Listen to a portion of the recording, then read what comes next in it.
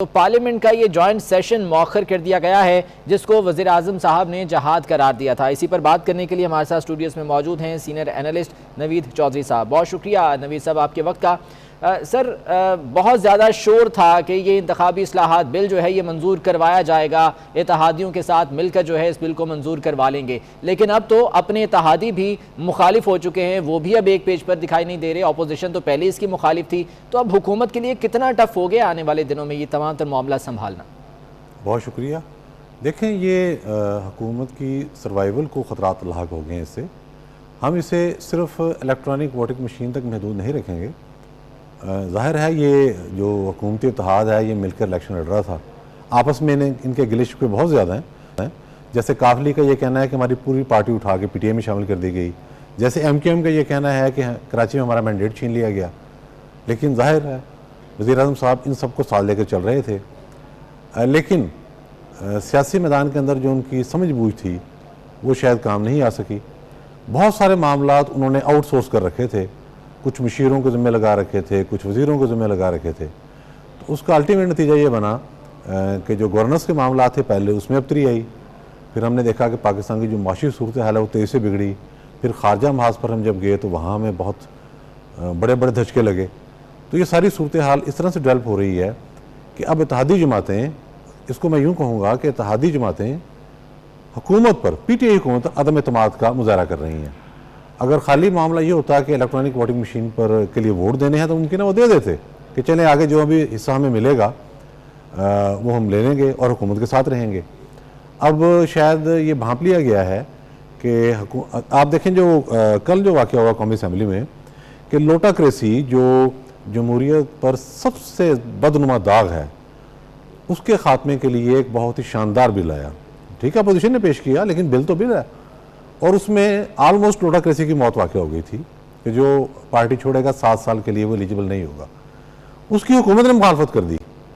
इसका मतलब ये है कि हुकूमती पार्टी के अपने अरकान, हम एमक्यूएम को एक तरफ रखते हैं, हम काफली को एक तरफ रखते हैं, हम बाप पार्टी को एक तरफ रखते हैं, हम जीडीए को एक तरफ रखते हैं, पीटीआई के अपने अरकान जो हैं वो भी तैयार नहीं है इस अमर पर कि उन्हें पार्टी बदलने की इजाज़त ना मिले मुस्तकबिल करीब में या शायद अगले इलेक्शन में। तो ये बड़ी धमाका खेज हो गई है सियासी तौर पर। और आज का जो इजलास है इसके लिए तैयारी बहुत देर से जारी थी। सारा दारोमदार अगले इलेक्शन का इलेक्ट्रॉनिक वोटिंग मशीन पर था। इसके हवाले से तकनीकी एतराज़ात सामने आए, इलेक्शन कमीशन ऑफ पाकिस्तान ने भी किए, इंडिपेंडेंट ऑब्जर्वर हैं उन्होंने भी किए, और जो माहिरीन हैं उन्होंने भी किए। बहुत सारे मुल्कों के अंदर ये सिस्टम मतरूक हो चुका है। और वैसे भी आप जानते हैं, आप खुद जर्नलिस्ट हैं, कि धांधली सिर्फ इलेक्ट्रॉनिक वोटिंग मशीन से नहीं रोकी जा सकती। प्री पोल रैंकिंग होती है, फिर पोल डे रैंकिंग, फिर पोस्ट पोल रैंकिंग। यहाँ तो पूरा निज़ाम ही हुआ है, तो उससे तो ये मुमकिन नहीं है। अगर आप जो मौजूदा निज़ाम है उसके तहत इलेक्शन करा लें, वो जितने वोट जिस हल्के में डलते हैं उसी का फॉर्म सामने आ जाता है, तादाद भी और गिनती भी, वो तो सारा रिजल्ट आ जाता है। खराबी तो उसमें भी कोई नहीं, खराबी तो प्री पोल रैंकिंग में है। फिर आप जो बाद में जो जोड़ तोड़ होता है, जो लोगों को रोका जाता है, वो सारा मामला उसमें है। तो ये हुकूमत के लिए बहुत बड़ा झटका है विद इन पीटीआई रैंक्स।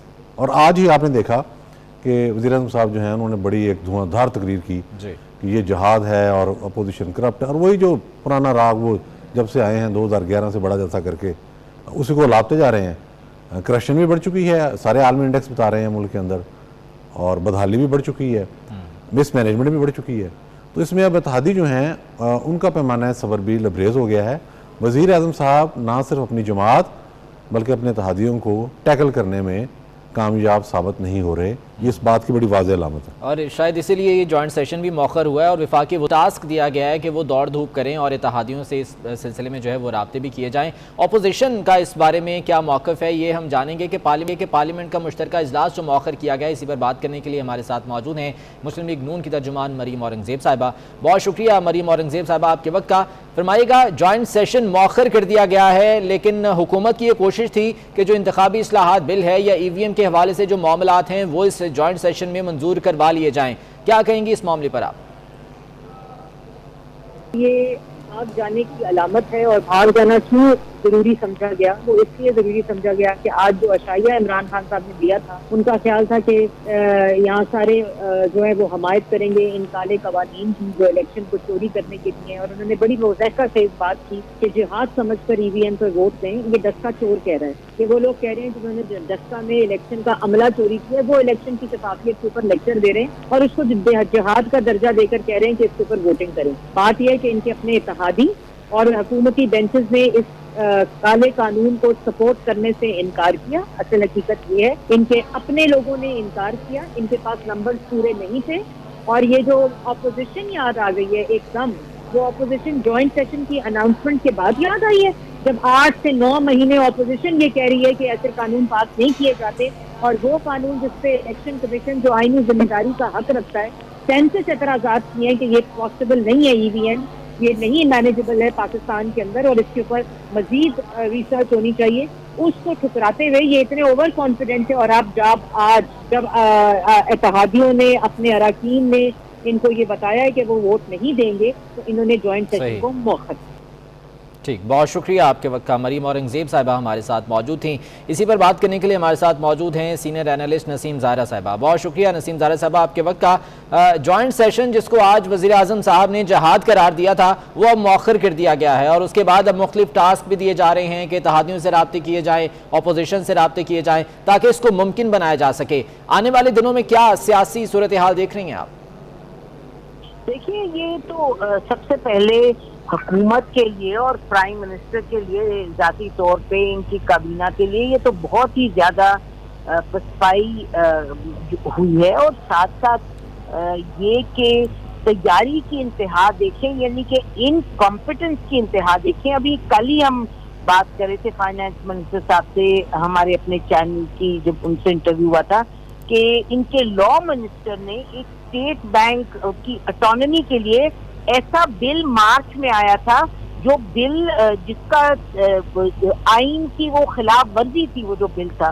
उसके बाद आप देखें कि ये 6 महीने तक इस बिल पे कुछ नहीं हुआ, और अब जब IMF के साथ नेगोशिएशंस होनी है तो वो उस बिल को ठीक किया जा रहा है कि आइन के मुताबिक हो। कहने की बात यह है कि इतनी अहम चीजें हुकूमत के लिए, जैसे भी आपने खुद कहा कि प्राइम मिनिस्टर ने तो 1 घंटा भी नहीं गुजरा था उससे पहले उन्होंने ये कहा था कि जी अब जिहाद है, कल आप वोट डालेंगे तो जिहाद है और ये सारा माफी है और आपने काम मेरे लिए नहीं करना, इमरान खान के लिए, आपने डेमोक्रेसी के लिए करना है। तो फिर ये तो सवाल उठेगा कि प्राइम मिनिस्टर यानी कि किस तरीके से ये सिस्टम चल रहा है कि आपने इत्तेहादियों से बात ही नहीं की। आपका ख्याल ये है, हेलो जी जी, आपका ख्याल ये है कि क्योंकि आपका ख्याल है कि आप अच्छा काम कर रहे हैं तो सब चीजें खुद ब खुद हो जाएंगी, यानी इत्तेहादी भी आपके साथ चल पड़ेंगे और आपकी पार्टी भी आपके साथ चल पड़ेगी। आप और ये देखें, कमाल की बात है,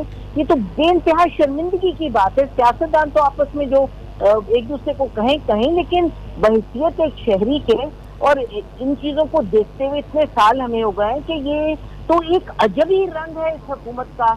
ये तो कमाल की बात है, मतलब it is shocking, absolutely shocking. और ये कोई जवाबदेह ये नहीं है किसी को कि पूरा आपने सेशन बुला लिया और उसके बाद आपने पूरा अनाउंस भी कर दिया। यानी कि ये पाकिस्तान की जो सियासी तारीख का एक बड़ा निराला वाकया हुआ है, हमें नहीं याद इस तरह का कुछ हुआ हो। और भाई अगर आप इतनी बात कर रहे हैं, आप इनके मिनिस्टर्स को तो सुने टॉक शोज में, इनके नुमाइंदों को सुने टॉक शो में, किस तरीके से बात करते हैं, क्या क्या पुल बांधते हैं हर चीज के कि जी बस ये हो गया और हो जाएगा। और ये देखें कि ये तो मैं तो कहूँ कि इतनी ये शर्मिंदगी की बात है। और फिर वो फवाद चौधरी साहब की ट्वीट के जी उसको रंग दे रहे हैं, मतलब स्पिन करने से कोई बात जो सच है वो गलत नहीं साबित होती और गलत सच नहीं साबित होती। उनका स्पिन तो देखिए, उन्होंने स्पिन क्या दिया कि जी अब हम अपोजिशन से बात करेंगे। अपोजिशन का क्या इन्होंने, और हमारी खुद हमारी तरफ से हमने राब्ता किया GDA के रिप्रेजेंटेटिव से और NQN से, और दोनों ने कहा कि जी हमें रिजर्वेशन है, हमें तो ब्रीफिंग भी नहीं मिली है। एक ने कहा जी हम तो मशीनों से डरते हैं, मशीन किसके पास चली जाएगी जब हम वोट डालेंगे। तो इतनी बुनियादी चीज है जिस पर इन्होंने कोई बात ही किसी से नहीं की। और फिर जो 2 रिपोर्ट आई थी, एक सुप्रीम कोर्ट ने करवाई, एक और, दोनों में लिखा था कि जो EVM है वो उससे धांधली हो सकती है, but that is a separate issue. The real issue कि किस तैयारी के साथ इन्होंने ये सेशन बुलाया था कि लास्ट मिनट इनको मुअख्खर करना पड़े, ये कमाल ही है, बड़ा निराला तरीका है। और यकीनन यही रवैया है गालिबन हुकूमत का, जिसकी वजह से मुश्किलात भी बढ़ती जा रही हैं। नसीम ज़ारा साहब साथ ही मौजूद रहिएगा, नवीद साहब भी हमारे साथ मौजूद हैं। यहाँ अहम खबर इसी से जुड़ी, अहम इत्तेहादी जमात PTI की MQM पाकिस्तान, जिनके रहनुमा वसीम अख्तर का बयान आया है। कहते हैं कि वफाक से जल्द अलहदगी का फैसला कर लेंगे। उन्होंने कहा कि MQM 2 नहीं 1 है, MQM के दरवाजे सबके लिए खुले हैं। वसीम अख्तर का बयान सामने आया है और इंतहाई अहम बयान है। ऐसी सूरत हाल में कहते हैं कि वफाक से जल्द अलहदगी का फैसला कर लेंगे। नबी साहब, वसीम अख्तर साहब का ये बयान यकीनन बहुत ज़्यादा अहमियत का हामिल है। MQM पाकिस्तान इत्तेहादी है इस वक्त हुकूमत की। इससे पहले भी जब उनका इजलास हुआ था MQM पाकिस्तान का, उनका ये कहना था कि मुख्तलिफ तजावीज़ हैं जिस पर हम गौर कर रहे हैं, वफाकी वजारत भी छोड़ सकते हैं, लेकिन अब तो अलहदगी की बात कर दी उन्होंने। ये बहुत बड़ी बात उन्होंने कर दी है, लेकिन पॉइंट वही है जो हम डिस्कस कर रहे थे कि इलेक्ट्रॉनिक वोटिंग मशीन के मामले पर वोट ना देने का फ़ैसला, जिसके नतीजे में पार्लियामेंट का मुश्तरका इजलास मुलतवी हो गया है, वो बुनियादी तौर पर इस हुकूमत के सरबराह पर, इस हुकूमत पर अदम एतमाद है। उसे हम सिर्फ ये नहीं कह सकते कि वो कोई एक सेशन से आउट हो रहे हैं या एक बिल पर उन्होंने कोई नाराज़गी का इजहार किया है। ये अदम एतमाद है इमरान खान साहब की हुकूमत पर, और हमने अब उसको ज़रा ज़्यादा वाज़ेह अंदाज में देख लिया है कि MQM एक स्टेप आगे चली गई है और उन्होंने कह दिया है कि वफाकी हुकूमत से अलहदगी का जो फ़ैसला है वो हम जल्द कर लेंगे। तो ये उसी के मैं समझता हूँ आफ्टर मैच हैं, जो एक खिचड़ी जिस वक्त पक रही है।